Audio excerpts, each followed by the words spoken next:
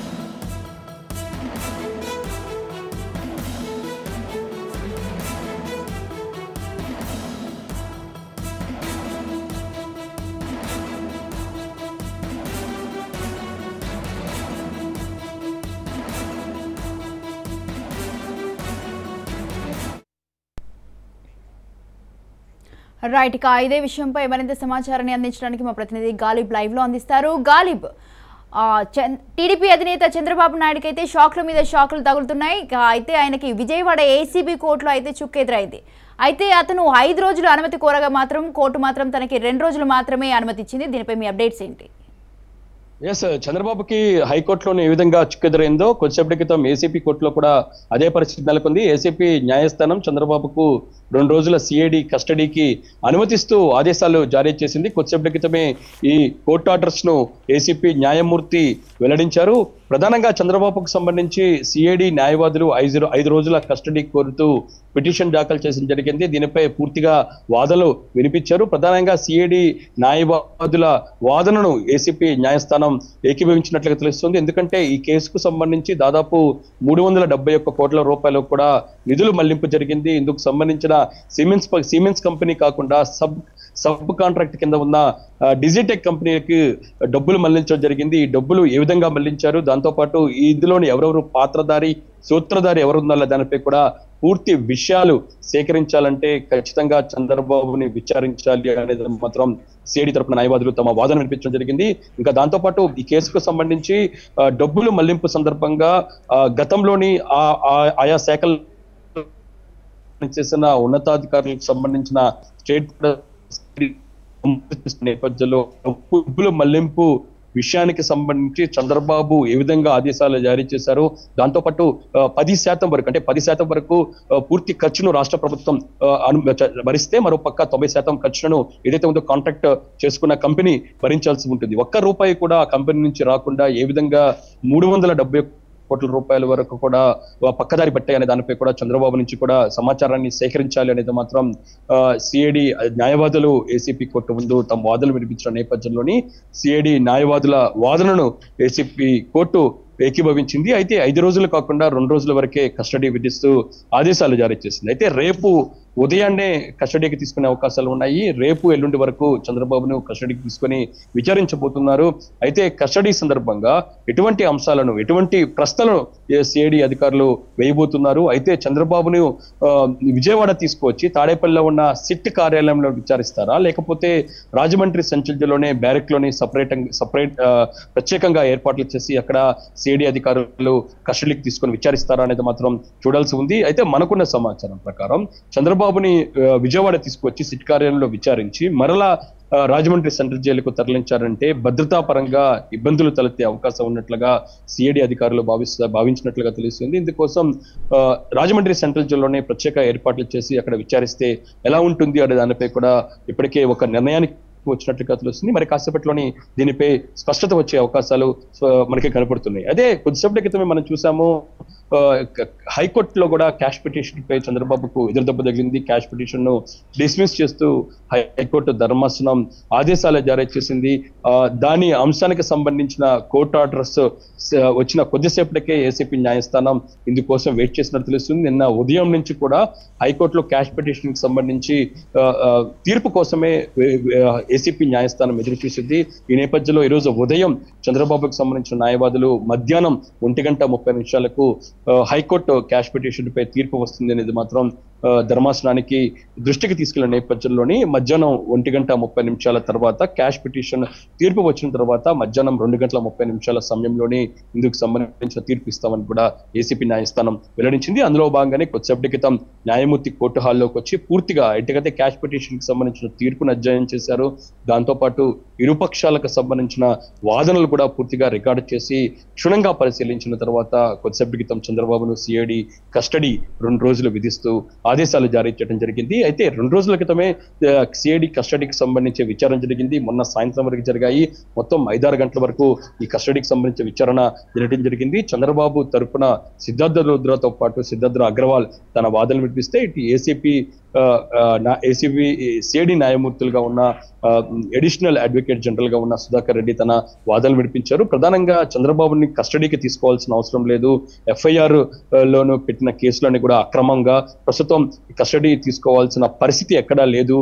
గతంలోనే 24 గంటలు నంద్యాలలో అరెస్ట్ చేసి తీసుకొచ్చిన చంద్రబాబుని దాదాపు 24 గంటల పాటు సిఐడి అధికారులు విచారించారు. ఇంకా విచారణ చేయాల్సిన అవసరం లేదు అనేది మాత్రం చంద్రబాబు తరపున న్యాయవాదులు తన వాదన వినిపించారు. దీనికి కౌంటర్ గా సిఐడి న్యాయవాదులు కూడా వాదన వినిపించిన పరిస్థితి కనపడింది. గతంలోని అరెస్ట్ చేసిన తర్వాత సిఐడి సిట్ కార్యాలయంలోని విచారించినా సరే ఎటువంటి అంశాలకు సంబంధించి చంద్రబాబు జవాబు ఇవ్వలేదు. ప్రస్తుతం చంద్రబాబు ఈ కేసులో కీలకంగా ఉన్నారు. దాదాపు 370 కోట్ల రూపాయలకు సంబంధించి కూడా నిధులు మళ్లింపు జరిగాయి. ఈ అంశాలకు సంబంధించి మరిన్ని విషయాలు బయటికి తీసుకురావాలంటే, వాస్తవాలు తెలియజేయాలంటే ఖచ్చితంగా చంద్రబాబుని కస్టడీకి తీసుకొని విచారించాల్సిన అవసరం ఉంది అనేది మాత్రం న్యాయస్థానానికి సిఐడి న్యాయవాదులు చెప్పిన నేపథ్యంలోని 5 రోజుల వరకు కస్టడీ ఇవ్వాలని కూడా కోరారు. మొన్న సాయంత్రం వరకు కూడా వేచి చూసిన పరిస్థితి కనబడుతుంది. మొన్న సాయంత్రము పూర్తిగా వాదనలు విన్న తర్వాత నిన్న ఉదయానికి తీర్పు వాయిదా వేశారు. నిన్న ఉదయం నుంచి కూడా సాయంత్రం 4:30 వేశారు. ఆ తర్వాత ఈరోజు ఉదయం 10:30 తీర్పు వాయిదా వేసిన తర్వాత మధ్యాహ్నం క్యాష్ పిటిషన్ కి సంబంధించిన తీర్పు ఉన్న నేపథ్యంలో మధ్యాహ్నం 2:30 ఇందుకు సంబంధించిన తీర్పును వెల్లడించడం జరిగింది. అయితే చంద్రబాబుకు సంబంధించి భద్రతా దాంతో పాటు ఏర్పాట్లపై ఇప్పటికే కొన్ని అనుమానాలను మాత్రం తెలుగుదేశం పార్టీతో పాటు వారి కుటుంబ సభ్యులు కూడా వ్యక్తం చేసిన పరిస్థితి కనపడుతుంది. ప్రధానంగా నిన్న కాకినాడలోని రిమాండ్ ఖైదీగా ఉన్న రాజమండ్రి సంచల్ రిమాండ్ ఖైదీగా ఉన్న వ్యక్తి డెంగ్యూతో చనిపోవడంతో ఒక్కసారిగా అనుమానాలు వస్తున్న నేపథ్యంలోని ఈరోజు ఉదయం ఏసీపీ న్యాయమూర్తి చంద్రబాబుతో నేరుగా వర్చువల్ గా మాట్లాడటం జరిగింది. చంద్రబాబు సంబంధించిన అక్కడ సౌకర్యాలను తెలుసుకోవడంతో పాటు చంద్రబాబుకు సంబంధించి భద్రతాపరమైన అంశాలను కూడా తెలుసుకునే ప్రయత్నం చేశారు. ఇందుకు సంబంధించి అక్కడ ఏర్పాట్లపై రాజమండ్రి సెంట్రల్ జైలు అధికారులను ఒక నివేదికను కూడా న్యాయమూర్తి కోరినట్టు తెలుస్తుంది. ఈ నేపథ్యంలో చంద్రబాబు న్యాయమూర్తికి కొన్ని అంశాలను దృష్టికి తీసుకెళ్లినట్లుగా తెలుస్తుంది. ప్రధానంగా ఈ కేసులో తనను అకారణంగా అరెస్ట్ చేశారు. దేశంలో కావచ్చు, రాష్ట్రంలో కావచ్చు, తనేదో అందరికీ తెలుసు.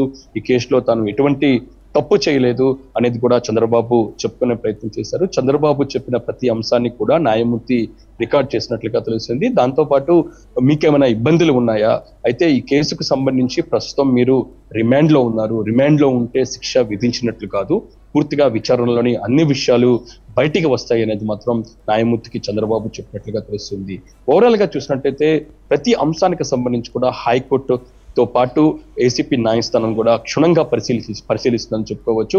తొలుతగా చంద్రబాబుని అరెస్ట్ చేసిన తర్వాత ఏసీపీ న్యాయస్థానంలోని ఉదయం నుంచి సాయంత్రం వరకు దాదాపు 6:30 గంటల పాటు ఇరుపక్షాలకు సంబంధించిన వాదనలు జరిగాయి. వాదనలు పూర్తిగా రికార్డ్ చేసిన ఏసీపీ న్యాయస్థానం దాదాపు 3:30 గంటల పాటు క్షుణ్ణంగా పరిశీలించి చంద్రబాబుని జ్యుడిషియల్ రిమాండ్ చేస్తూ గతంలో తీర్పు ఇచ్చింది. ఆ తర్వాత చంద్రబాబుని హౌస్ కస్టడీకి విధించాలనేది కూడా ఒక పిటిషన్ చంద్రబాబు తరపున న్యాయవాదులు ఏసీపీ కోర్టులో వేయటం, ఏసీపీ న్యాయస్థానం కూడా సిఐడి అధికారులు ఏదైతుందో చంద్రబాబుకు సంబంధించి హౌస్ అరెస్ట్ చేయాల్సిన అవసరం లేదు, చంద్రబాబుకు రాజమండ్రి సెంట్రల్ జైల్లో పూర్తిగా భద్రత ఉంది, ఇందుకోసం ప్రత్యేకంగా బ్యారక్ తో పాటు ఇందుకు సంబంధించి అదనంగా సీసీ కెమెరాలు, దాంతో పాటు పోలీస్ పహారా మధ్య చంద్రబాబు ఉన్నాడు. మరోపక్క చంద్రబాబు కు ఆహారం కూడా ఇంటి నుంచి తెప్పిస్తున్నాము, దాంతో పాటు మెడిసిన్స్ కూడా అందిస్తున్నాము. చంద్రబాబు ఒకవేళ అనారోగ్యానికి బారిన పడినా వెంటనే దగ్గరలో ఒక హాస్పిటల్ కూడా సిద్ధం చేశారు. అక్కడ పూర్తి స్థాయిలోని ఏర్పాట్లు కూడా చేసిన పరిస్థితి ఉంది. ఇంట్లో కంటే చంద్రబాబుకి హౌస్ కస్టడీ కంటే ఏదైతే జ్యుడిషియల్ కస్టడీ మీరు రాజమండ్రి సెంట్రల్ జైల్లో పూర్తి ఏర్పాట్లు చేశామనేది కూడా సిఐడి న్యాయవాదుల వాదనను ఏకీభవించి చంద్రబాబు న్యాయవాదులు వేసిన హౌస్ కస్టడీ పిటిషన్ ను కొట్టివేయటం జరిగింది గతంలో ఏసీపీ న్యాయస్థానం. అయితే ఇటు సిఐడి కస్టడీకి సంబంధించి కూడా చంద్రబాబుకు వరుసగా ఎదురు దెబ్బలు తగిలాయని చెప్పవచ్చు. సిఐడి కస్టడీ కంటే ముందుగానే హైకోర్టులోని క్యాష్ పిటిషన్ పై ఎన్నో ఆశలు పెట్టుకున్నారు టీడీపీ నేతలు. క్యాష్ పిటిషన్ ఖచ్చితంగా కొట్టివేస్తారు, చంద్రబాబుకు సంబంధించి ఎఫ్ఐఆర్ లో నమోదైన 40917A రెండు కూడా వర్తించదు, పూర్తిగా అక్రమంగా కేసు పెట్టారు అనేది మాత్రం తన వాదనలు వినిపించిన పరిస్థితి కనబడుతుంది. దీనికి కౌంటర్ గా ఇటు సిఐడి తరపున న్యాయవాదులు కూడా చంద్రబాబు ఈ కేసులోని ఎంతవరకు ఉన్నారు, ఈ కేసుకు సంబంధించి గత 2 సంవత్సరాల్లోని సాక్ష్యాధారాలు, దాంతో పాటు ఇందుకు సంబంధించిన డాక్యుమెంట్స్ ను పూర్తిగా కోర్టుకు సమర్పించారు. ఈ కోర్టుకు సమర్పించిన తర్వాత మరిన్ని విషయాలను చంద్రబాబు నుంచి లాగాలంటే ఖచ్చితంగా ఈ క్వాష్ పిటిషన్ డిస్మిస్ చేయాలనేది కూడా ఏసీపీ హైకోర్టు న్యాయస్థానానికి చంద్రబాబుకు సంబంధించిన సిఐడికి సంబంధించిన న్యాయవాదులు కొన్ని డాక్యుమెంట్స్ కూడా సబ్మిట్ చేసిన నేపథ్యంలోని దాదాపు 4 రోజుల పాటు సమయం తీసుకున్న హైకోర్టు న్యాయస్థానం కొద్దిసేపటి క్రితం చంద్రబాబుకు సంబంధించిన క్వాష్ పిటిషన్ డిస్మిస్ చేస్తూ ఆర్డర్స్ పాస్ చేసింది. అయితే దీనిపై టీడీపీ షాక్ మీద షాక్లు తగలడంతో న్యాయనిపులతో టీడీపీ నేతలు సమాలోచన చేస్తారు. మరో పక్క లోకేష్ కూడా ఢిల్లీలోనే ఉండటం నేపథ్యంలో కొద్దిసేపటి క్రితం హైకోర్టు ఆర్డర్స్ మీద అందుబాటులో ఉన్న ఎంపీలతో కూడా లోకేష్ సమావేశం నిర్వహించినట్టు తెలుస్తుంది. దాంతో పాటు న్యాయ నిపుణులతో కూడా చర్చిస్తున్నారు. స్పెషల్ లీవ్ పిటిషన్, ఎందుకంటే క్వాష్ పిటిషన్ డిస్మిస్ చేసిన నేపథ్యంలో దీన్ని కౌంటర్ దాఖలు చేస్తూ స్పెషల్ లీవ్ పిటిషన్ సుప్రీంకోర్టులో వేసుకునే అవకాశం ఉన్న నేపథ్యంలో దీనిపై ఒక నిర్ణయానికి వచ్చినట్లుగా తెలుస్తుంది. ఇది జరిగిన కొద్దిసేపట్లోనే చంద్రబాబుకు సంబంధించిన ఏసీపీ కోర్టులో మరో ఎదురుదెబ్బ తగిలింది. చంద్రబాబుకు సంబంధించి కస్టడీ ఏదైతే ఉందో ఏసీపీ సిఐడి కస్టడీకి సంబంధించిన పిటిషన్ పై 2 రోజుల పాటు చంద్రబాబుకు సిఐడి కస్టడీ విధిస్తూ ఏసీపీ న్యాయస్థానం ఆదేశాలు జారీ చేసింది. అయితే పూర్తి కాపీ రావాల్సి ఉంది. అయితే చంద్రబాబుకు సంబంధించి విచారణలో భాగంగా ప్రస్తుతం కస్టడీలోకి ఎక్కడికి తీసుకెళ్లబోతున్నారు, తాడేపల్లిలోని కార్యాలయాన్ని చేస్తారా లేకపోతే రాజమండ్రి సెంట్రల్ జైల్లో ప్రత్యేక ఏర్పాట్లు చేస్తారా అనే దానిపై కూడా ఇంకా ఇప్పటి వరకు స్పష్టత లేదు. భద్రతా రీత్యా రాజమండ్రి సెంట్రల్ జైల్లోనే పూర్తి ఏర్పాట్లు చేసే అవకాశం ఉన్నట్లుగా మనకున్న సమాచారం. ఈ నేపథ్యంలోని మరి కాసేపట్లోని సిఐడి అధికారులు దీనిపై కీలక నిర్ణయం తీసుకునే అవకాశాలు కనబడుతున్నాయి. ఓవరాల్ గా చంద్రబాబుకు వరుసగా ఎదురు దెబ్బలు కోర్టులో తగలడంతో ఒక్కసారిగా టీడీపీలోని షాక్ నెలకొంది. ఈ నేపథ్యంలో న్యాయ నిపుణులతో టీడీపీకి సంబంధించిన కీలక నేతలు చర్చిస్తూ ఉన్నారు. తాజాగా ఏసీపీ కోర్టులోని చంద్రబాబుని 2 రోజులు సిఐడి కస్టడీకి విధిస్తూ కొద్దిసేపటి ఆదేశాలు జారీ చేశారు. Right, thank you Ghalib.